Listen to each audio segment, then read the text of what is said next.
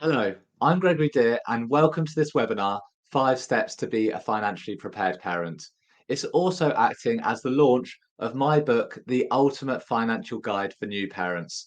If you'd like a copy of this posted to you, stick around until the end and I'll give you a way to get one out to you. Now, I'm going to give you 3 reasons to stick around for the next 20 minutes. And parents of young children won't be surprised by this, but the top 3 causes of stress outside of work are financial pressure, relationships, and parenting. So, parents watching this, you are facing the triple threat. Now, this webinar will help inform you about finances, which should give you more confidence in your financial decisions, therefore reducing stress of financial pressure. In turn, I'll be sharing my 3 power questions to help you get clear about your values and goals, which should help your relationships.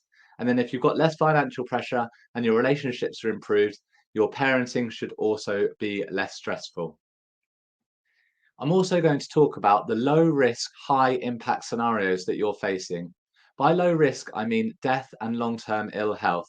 And I like to think of these as a shoal of fish in the ocean. But the impact of long-term ill health and death is absolutely huge. And this is a blue whale in a swimming pool, a massive impact they can have on your life. So we'll be talking about the ways you can prepare your finances to cover the risk of these low risk, high impact scenarios.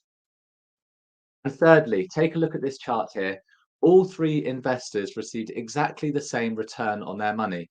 But you can see the 30-year-old saved £350 a month, the 40-year-old saved £475 a month, and the 50-year-old saved £740 per month. The 30-year-old ended up with a lot more. The surprising fact here is that every investor actually invested exactly the same amount. So this highlights the importance of getting started on your investing and saving journey earlier. Even if it's a lower amount, it should save some stress down the line and leave you with more to live your ideal life when you do eventually stop work. Now, of course, investments do not get straight line returns and they can fluctuate over the short term. You may get less than what you're invested if you sell after a short time period, and investment values can fluctuate. You should invest in line with your risk profile. A little bit about me. I'm Gregory and I have got nearly 9 years experience in financial planning profession. I've got lots of qualifications. I'm a chartered financial planner and a certified financial planner. I did one route and then decided to do the other as well. So yes, lots of experience in financial planning, and I really enjoy working with young families because I can see the impact financial planning can have on their lives. In previous jobs, I found that actually they weren't very well set up to cope with millennials who don't have very many assets to begin with. So I decided to start Muvado about 6 months ago now. We're an independent financial planner, so we can research the whole of the market to provide the exact solutions that are best for you. We're part of a wider network that's nationwide, but I'm coming to you live from Tring in Hertfordshire today. On the boring side, we do pensions, mortgages, investments, and protection. On the exciting side, we help families build their ideal life. Now, let's get into the 5 steps to be a financially prepared parent. I'm sharing them on screen there, but I'm going to run through them one by one and summarize at the end. And step number 1 is to build a baby bump. So by this, I mean have a bit of extra cash when you have young children. There's lots of unpredictability when you've got young children. There's school trips, there's holes in uniform, there's them growing out of shoes every other week, it seems. So it's important to have an additional cash buffer when you've got young children. And there's 3 aspects to this that I'm going to talk you through now. The first one is having a noodle budget. So this is your minimum monthly expenditure. Sit down and work out what your minimum monthly expenditure is on your absolute basics, and then add to it a food budget which maintains your calories based on the cost of a pot noodle. As part of the book, I've worked this out to be £135 per head per month in your household. And then once you've got your minimum monthly expenditure as your noodle budget, multiply it by any number between 3 and 12. Now, if you're employed and your income comfortably meets expenditure, you might only need 3 months of your noodle budget held as cash. But if you're self-employed or maybe you're commission-based and your income can fluctuate a lot, you might decide to hold 12 months noodle budget as cash as an extra piece of security.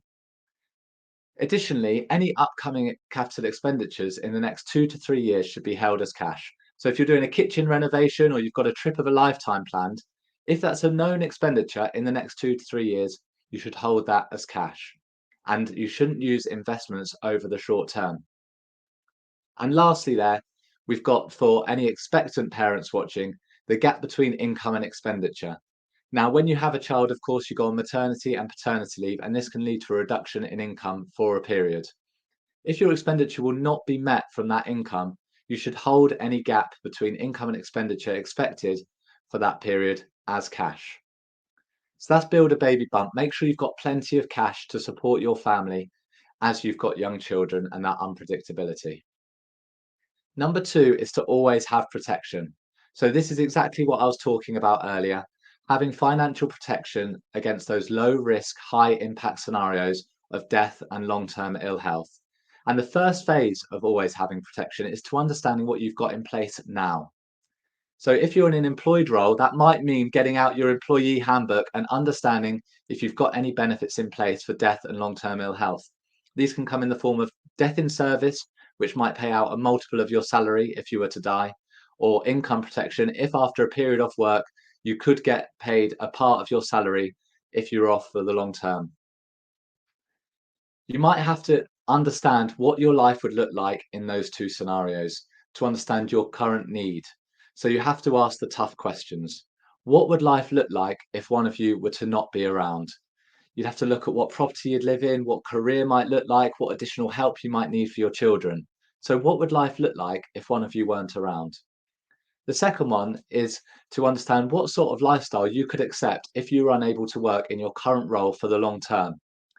Asking these two questions can help you start to put numbers to the amount of money that might be needed in these scenarios to meet your needs or your wants. Now, what we often see is there's two protection gaps here. So there's the gap between what you currently have and what you need for a basic standard of living. That's the first protection gap. And the second one is between what you need and what you'd ideally like, what you want. Now, whether or not you can meet those protection gaps will depend on your affordability. It's absolutely essential you meet the gap between what you have and what you need. So you need to put financial protection in place for those scenarios. And then if you've got more surplus income, you might be able to meet those wants and really likes eventually. There are two key policies that you might need in place to cover yourself against the risks of death and long-term ill health. And they are life insurance, which can pay out a lump sum or a monthly income over the long term, and that pays out on death. And then there's income protection, which, if you were unable to work for an extended period of time, could pay 60 to 75% of your salary for the rest of the policy term or until the conditions of that policy apply. So, those are the two key policies you might need to look at.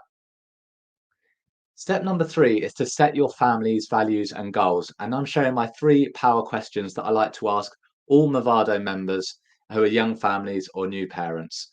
Number one is to look at your life today and understand what you'd like to do more of and what you'd like to do less of.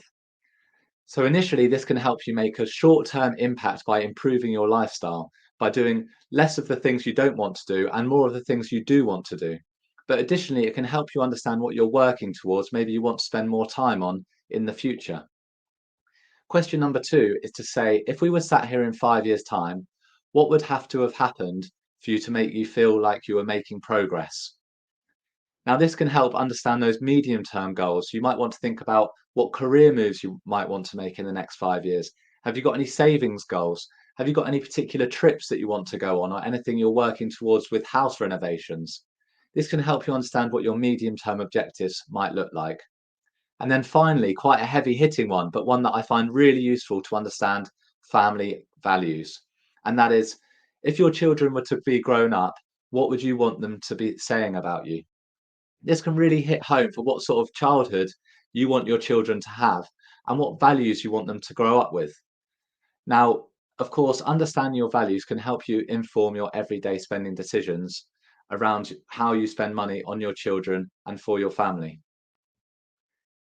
So with your goals, you might want to get a timeline and put your current age down and then extend that all the way up to age 100 and start plotting your goals on that timeline. I often find that goals come around four typical topics of family, career, property, and legacy. So, family, are you going to have more children? When might you want to support your children onto the property ladder or through university? Career, when would you like to stop work? Maybe you've got an idea about a career change in the future. Plot that on your timeline as something to work towards. Property, are you happy in your current property? Do you think you could maybe downsize one day? Would you like a second property? Those sorts of goals can also be plotted on the timeline. And then finally, legacy. What do you want to leave to your children, maybe their children, as a family legacy? It's very important to understand the difference between goals and values. So you might have a goal of going on holiday every year. And my girlfriend and I, we love to go skiing. So our goal could be to go on a ski holiday every year. But there are different values that drive that goal. For example, I'm not very good at skiing. So for me, the challenge of going skiing and trying to improve is a real reason why I enjoy going.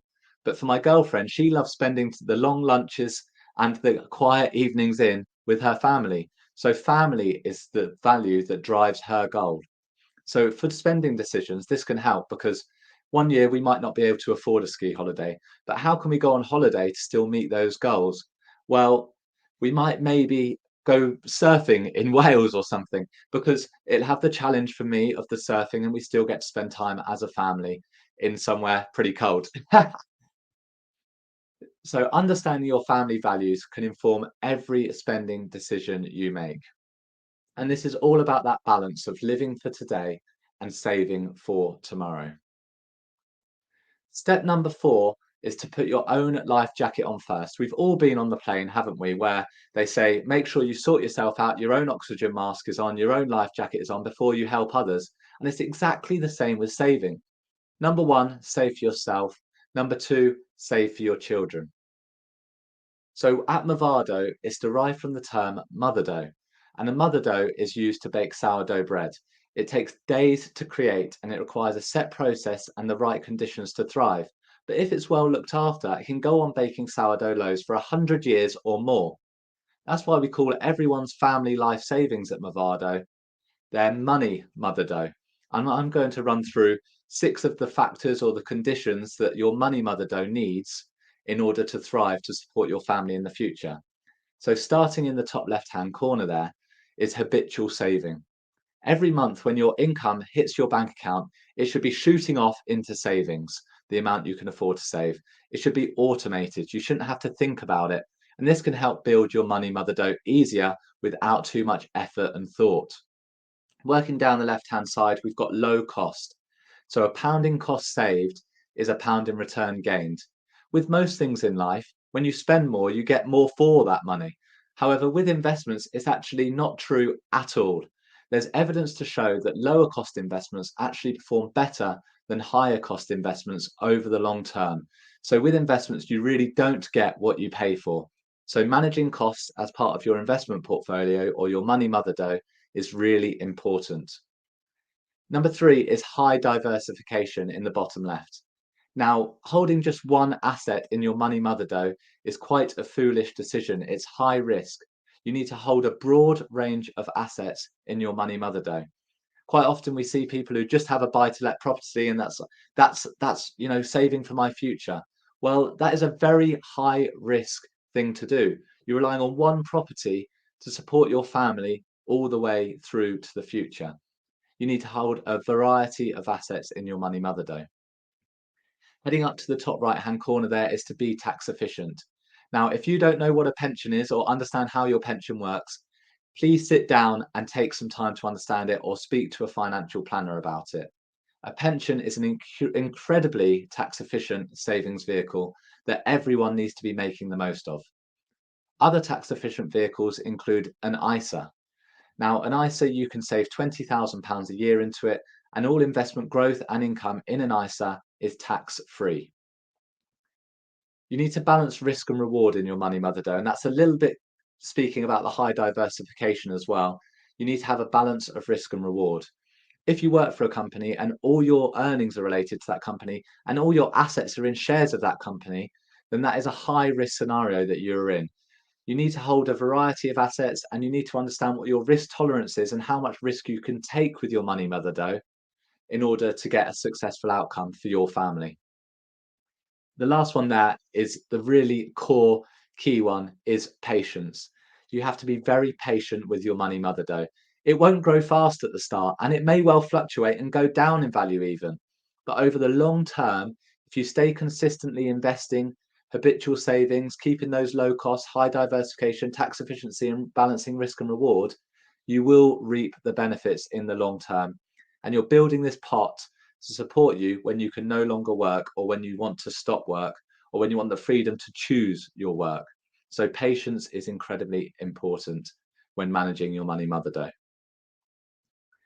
On to the final one. If you do have surplus savings or surplus income to put towards the goal of saving for your children, they're going to need it. Boy, will they need it.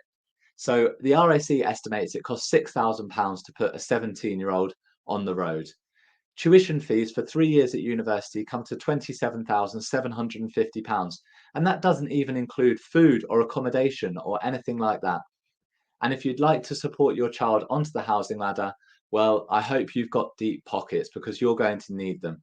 Property prices are increasing and the size of deposits for first-time buyers is also growing exponentially. So if you want to support your children, you definitely need to think about saving for their future as well. Now, when you come to do this, there's two key factors you need to think about, and that's control and tax. Now, if you'd like more control, it's likely that you might have to pay more tax on the savings for your children. However, if you're willing to give up control, there are tax efficient ways of doing that. One of those is a junior ISA. You can save £9,000 a year into a junior ISA for your child. Now, 9,000 times by 18 years can mean they're with quite a big pot by the time they're 18. And with a junior ISA, your child will get full access to those savings from age 18. If you want to keep more control, you might choose to save in your own name, but that might lead to more tax over the longer term. So you really need to think about how much control you want to give away and how much tax you want to pay when you're saving for your children. We've got more information about that and all the other 5 steps in my book, The Ultimate Financial Guide for New Parents. So to summarize then, number 1, build a baby bump. Make sure you've got enough cash to support your family for those unexpected circumstances that will inevitably come up when you have young children. Number 2, always have protection. Make sure you've got financial protection against those low risk scenarios of death and long-term illness, but the very high impact scenarios. Number 3, set your family values and goals. This can help inform your spending decisions and reduce stress in your family when you come across those should we, shan't we sort of decisions.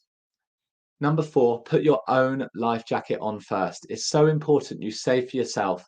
There's no good your children having to pay for your care later in life just so you can support them now. And number 5, if you have surplus, save for your children because they are going to need it. So what's next? Well, my ebook is out, The Ultimate Financial Guide for New Parents, and you can get a copy by emailing me hello@muvado.co.uk. You can follow us. We're mainly active on Instagram @Muvado_money, and you can visit our website muvado.co.uk, where you can book a free 30-minute call with me anytime. You can get into my calendar and book a free call with me, and we can have a chat about any of your financial circumstances. That's been Muvado Money Limited. We're an appointed representative of Sense Network Limited. We are regulated and authorised by the FCA. And our office, of course, as I mentioned earlier, is in Tring in Hertfordshire. Thank you very much for sticking around for these 20 minutes. And I hope you found those slides and this webinar very useful. I look forward to hearing from you soon if you've got any questions.